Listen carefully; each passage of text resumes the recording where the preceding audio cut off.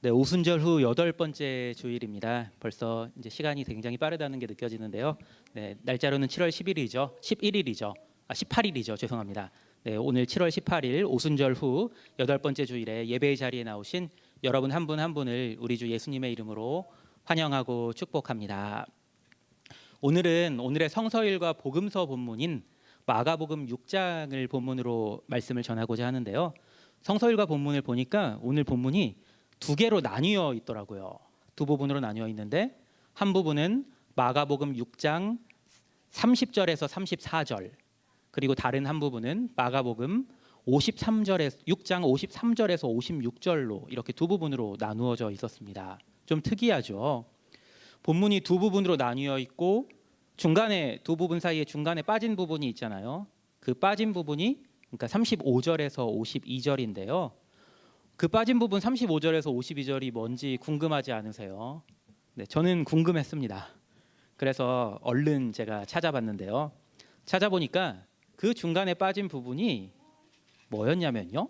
우리가 너무나 잘 아는 내용이었어요. 지금 이소연 지사님 찾아보신 것 같은데요. 어떤 내용인지 보셨어요? 네, 오병이어 기적 사건이 그 중간에 빠진 내용이었습니다. 좀 이상하더라고요. 왜냐하면은 여러분도 잘 아시는 것처럼 오병이어의 기적 사건, 다시 말해서 예수님께서 빵 5개와 물고기 2마리로 5천 명을 먹이시는 오병이어 사건이요. 설교에서 굉장히 자주 인용되는 말씀이거든요.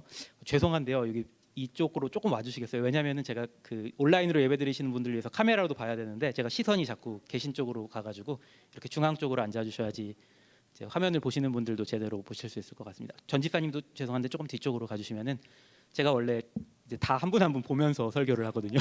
근데 자꾸 이쪽으로 시선이 가가지고 그렇습니다. 감사합니다. 네, 다시 한번 말씀드릴게요. 예수님께서 빵 5개와 물고기 2마리로 5천 명을 먹이신 오병이어 사건은요, 우리한테 굉장히 잘 알려져 있고 또 교회에서 잘 설교로 우리가 계속해서 많이 들었던 내용이에요.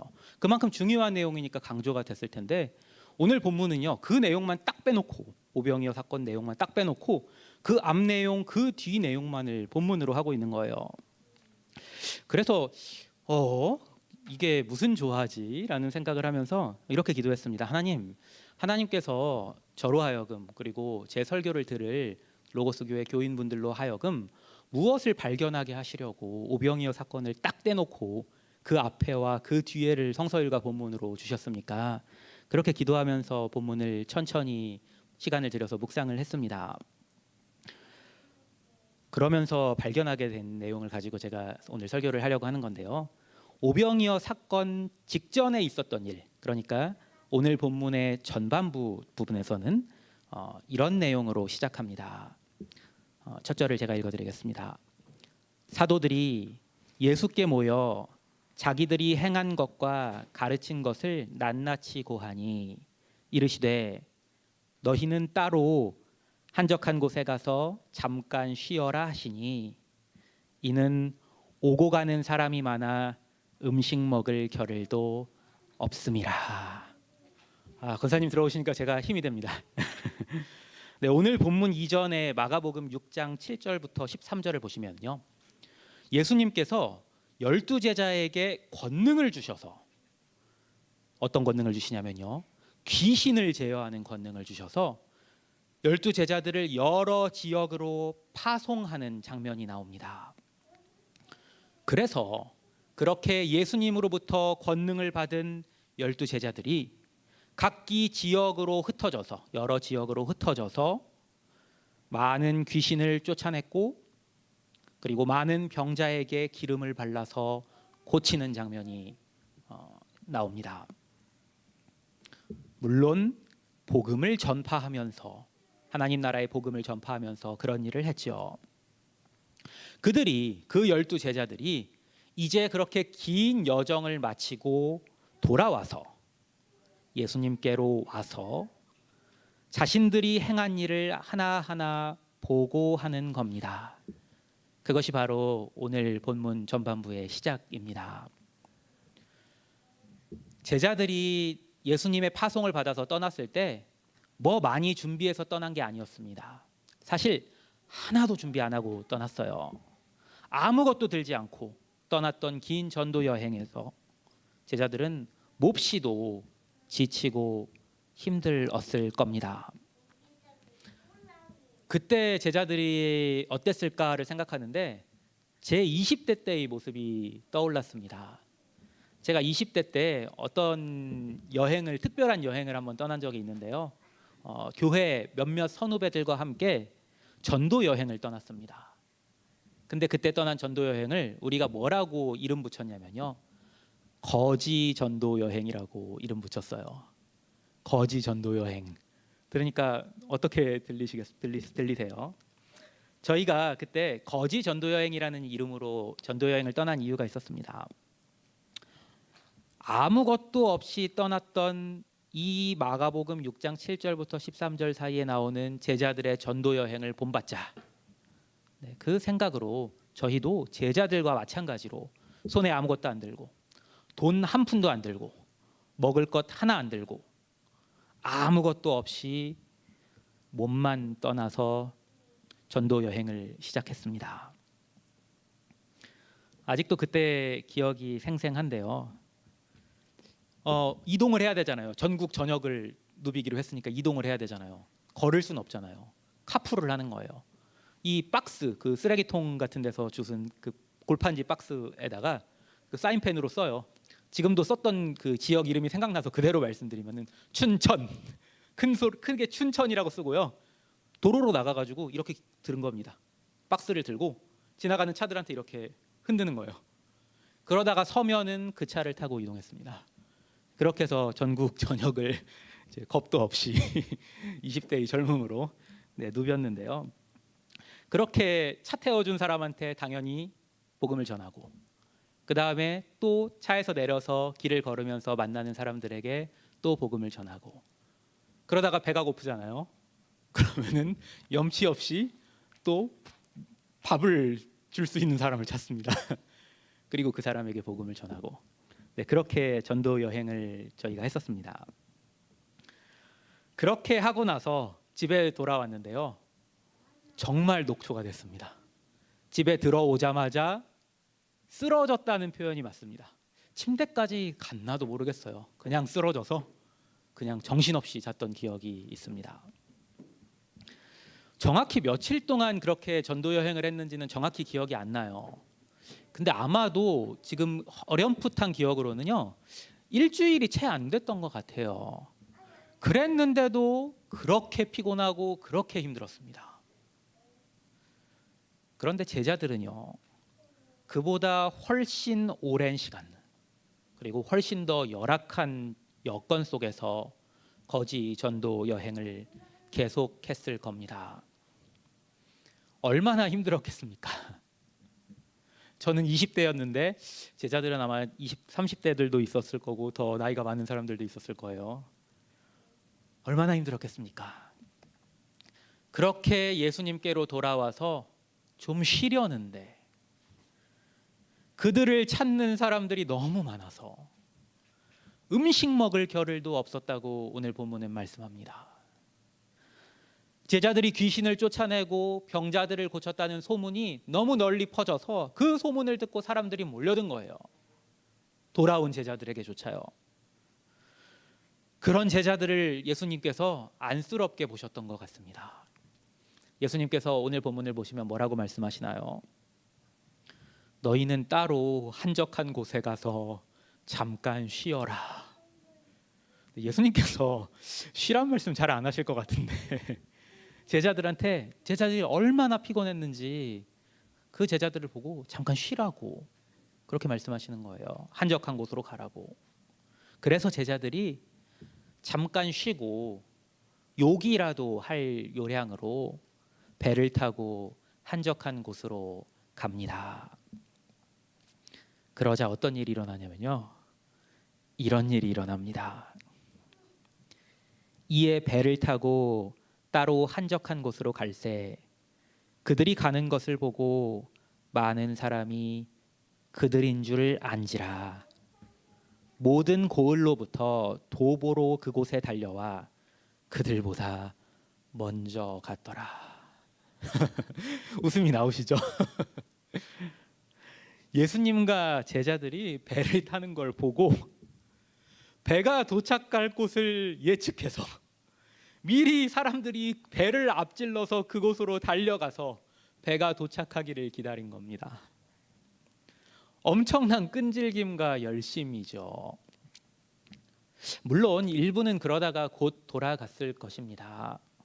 하지만 예수님의 말씀을 한 말씀이라도 더 듣기 위해서, 고침을 받기 위해서 날이 저물 때까지 음식도 먹지 않고 들판에 남은 사람이 5천 명이나 되었습니다.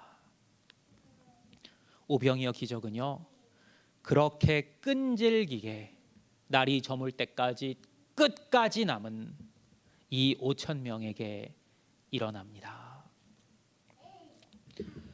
오병이어 기적의 배경이 되는 오늘 본문의 전반부를 묵상하면서 하나님의 기적이 두 열심이 만날 때 일어난다는 사실을 생각하게 되었습니다. 먼저 첫 번째 열심은요, 하나님의 말씀 듣기를 앙망하는 자의 열심입니다. 오병이어 기적의 현장에 있던 사람들의 열심이 어떠했는지 생각해 보십시오. 예수님과 제자들을 만나기 위해서 그들부터가 아주 멀리서 왔을 겁니다. 예수님과 제자들이 피곤한 상태였는 줄 그들이 몰랐겠습니까? 쉬러 가려는 예수님과 제자들의 의도를 그들이 몰랐겠습니까? 그럼에도 그들은 돌아가지 않았습니다.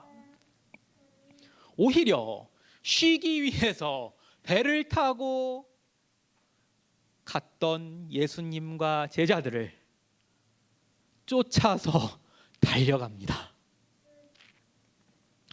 빨리 달려야 배를 앞지를 수 있지 않겠습니까? 그렇게 끈질겼습니다. 마침내 예수님과 제자들을 마주해서 말씀을 청해 듣습니다. 밥도 안 먹고 온종일 뛰었으니 얼마나 피곤했겠습니까? 그런데도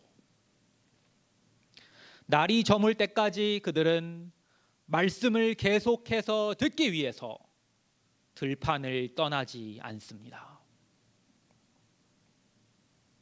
이들의 간절함과 열심이 오병이어의 기적을 있게 했습니다. 여러분에게는 오병이어의 기적을 체험할 만한 그러한 간절함과 열심이 있으십니까? 있으신 것 같아요. 오늘도 이 델타 변이 확산 소식이 어제 발표가 됐죠. 그래가지고 카운티마다 지침이 내려와서 실내에서 모이는 거를 자제하라는 권고 사항이 내려왔고요. 그리고 백신을 맞고 안 맞고에 관계없이 실내에서 마스크를 꼭 쓰라는 거, 그리고 거리 두기를 철저히 하라는 그런 지침이 내려왔습니다. 그리고 제가 그런 것들을 여러분께도 말씀을 드렸죠. 오늘 아침에요. 그럼에도 불구하고 지금 이 자리에 여러분께서 나오신 이유는 무엇입니까? 예배를 향한 열심이 있기 때문 아닙니까? 여러분이 매일 성경을 통해서 하나님의 말씀을 묵상할 때 하나님께서 주시는 깨달음을 얻지 않고는 결코 이 자리를 떠나지 않겠다는 결연한 의지를 가지고 말씀을 읽고 묵상하십니까? 똑같은 성경 본문을 읽어도요, 이러한 결연한 의지 그리고 간절함, 열심이 있는 사람과 그렇지 않은 사람 사이에 일어나는 일은 확연하게 다릅니다. 지금 이 자리에서 여러분 모두가 제가 전하는 말씀을 듣고 계십니다. 물론 여기 계신 여러분은 제가 전하는 말씀에 귀 기울여서 하나라도 하나님의 말씀 놓치지 않으려고 간절한 마음으로 듣고 계신 거 압니다. 그러나 여러분이 어떤 마음가짐으로 이 자리에서 설교를 듣느냐에 따라서 여러분 각자에게 일어나는 일은 달라질 수밖에 없습니다. 많은 사람이 예수님의 말씀을 들었습니다. 그러나 오병이어 사건을 경험한 사람은 끝까지 끈질기게 열심을 내었던, 특히 간절했던 5천 명뿐이었습니다. 바라기는 여러분에게 성령의 놀라운 역사하심을 경험하기 위한 간절함과 열심이 있기를 원합니다. 아까 제가 하나님의 기적이 일어나기 위해서는 두 열심이 만나야 한다고 했습니다. 두 번째 열심은요, 바로 우리 주님의 열심입니다. 예수님의 입장에서 생각해 보십시오. 제자들을 좀 쉬게 하시려고, 그리고 당신께서도 좀 쉬시려고 굳이 배를 타고 한적한 곳으로 가셨습니다. 분명 우리가 좀 쉬겠노라고 모여있던 사람들에게 양해를 구하고 그렇게 하셨을 겁니다. 그런데도 사람들이 어찌 보면 예수님의 말씀을 무시한 거예요. 예수님의 그 말씀에도 아랑곳하지 않고 예수님과 제자들이 탄 배를 따라서 앞질러서 달려옵니다. 여러분이라면 그런 사람들 보면서 마냥 좋으시겠어요? 좀 쉰다니까, 이렇게 짜증낼 법도 한 상황입니다. 그런 모여드는 사람들을 보며 제자들은 무슨 생각을 했을까요? 제자들이 무슨 생각을 했는지는 성경에 기록되지 않아서 잘 모르겠습니다. 그러나 우리 예수님께서 무슨 생각을 하셨는지는 오늘 본문에 기록되어 있습니다.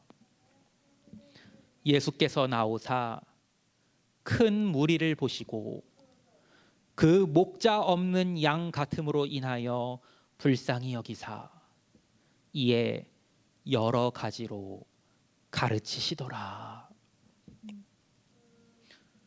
구하는 쪽이 아무리 절박해도 주는 쪽이 호의적이지 않으면 아무 소용이 없습니다. 그러나 우리 주님께서는 당신을 찾는 자들을 긍휼히 여기셔서 결코 당신을 찾는 자들을 외면하지 않으십니다. 아니, 사실 주고자 하는 주님의 마음이 받고자 하는 우리의 마음보다 더 간절하다는 사실을 아십니까? 구하라, 그리하면 너희에게 주실 것이요, 찾으라, 그리하면 찾아낼 것이요, 문을 두드리라, 그리하면 너희에게 열릴 것이니 구하는 이마다 받을 것이요, 찾는 이는 찾아낼 것이요, 두드리는 이에게는 열릴 것이니라. 너희 중에 누가 아들이 떡을 달라 하는데 돌을 주며 생선을 달라 하는데 뱀을 줄 사람이 있겠느냐? 너희가 악한 자라도 좋은 것으로 자식에게 줄 알거든 하물며 하늘에 계신 너희 아버지께서 구하는 자에게 좋은 것으로 주시지 않겠느냐? 하나님께서는 우리를 아버지의 마음으로 대하시기에, 아니 정말로 우리의 아버지 되시기에 우리가 간절히 그분을 찾을 때 반드시 응답하십니다. 에베소서 3장 20절은 하나님을 우리 가운데 역사하시는 능력대로 우리가 구하거나 생각하는 모든 것에 더 넘치도록 능히 하실 분이라고 말씀합니다. 그래서 하나님의 아들 예수님께서도 육신의 몸을 입으셨기에 너무나 피곤하시고 그리고 너무나 쉬고 싶으셨음에도 불구하고 당신을 찾아온 이들을 외면하지 않으시고 오히려 오병이어의 기적이라는 놀라운 은혜를 베풀어 주십니다. 오늘 본문의 두 번째 부분은요, 오병이어 사건 이후의 장면입니다. 그렇게 5천 명을 먹여서 돌려보내신 주님께서 다시 제자들과 함께 배를 타고 이번에는 게네사렛 땅으로 건너가십니다. 이번에도 쉬고 싶으셨겠죠. 아니, 쉬셔야만 했습니다. 더 피곤해지셨겠죠. 극도의 피곤함을 느끼셨을 예수님의 모습을, 예수님께서 행하신 일을 오늘 본문 두 번째 장면에서 함께 보시겠습니다. 두 번째 부분입니다. 건너가 게네사렛 땅에 이르러 대고 배에서 내리니 사람들이 곧 예수신 줄을 알고 그 온 지방으로 달려 돌아다니며 예수께서 어디 계시다는 말을 듣는 대로 병든 자를 침상째로 메고 나아오니 아무데나 예수께서 들어가시는 지방이나 도시나 마을에서 병자를 시장에 두고 예수께 그의 옷가에라도 손을 대게 하시기를 간구하니 손을 대는 자는 다 성함을 얻으니라. 이런 일이 일어났다는 겁니다. 여기저기에서 예수님을 보고 외칩니다. 예수님, 병자를 시장에 두고 왔습니다. 오셔서 만져주세요. 예수님께서는 그 지친 몸을 이끌고 그들이 말한 시장 그곳으로 가십니다. 그리고 고쳐주십니다. 고치는 것이 아마 다 끝나기도 전에 다른 쪽에서 똑같은 말이 들려옵니다. 예수님, 병자를 저쪽에 두고 왔습니다. 오셔서 만져주세요. 예수님께서 또 그곳으로 가십니다. 그렇게 쉴 새 없이 예수님께서는 이곳 저곳으로 불려 다니셔야만 했습니다. 그리고 예수님을 찾은 그들은 모두 다 고침을, 성함을 얻습니다. 그렇게 피곤한 몸을 이끌고 이곳저곳 불려 돌아다니셨던 예수님의 마음을 생각해 보았습니다. 아마 고침을 받기를 원했던 사람의 간절함보다 더 간절한 마음으로 그들을 찾아가시지 않았을까요? 그랬기에 그렇게나 피곤한 상황에서도 이곳 저곳으로 불려다니기를 마다하지 않으셨던 것 아닐까요? 이런 생각마저 들었습니다. 어쩌면 예수님께서 오병이어 기적을 일으키신 건 사실 모여든 사람들을 위해서가 아니라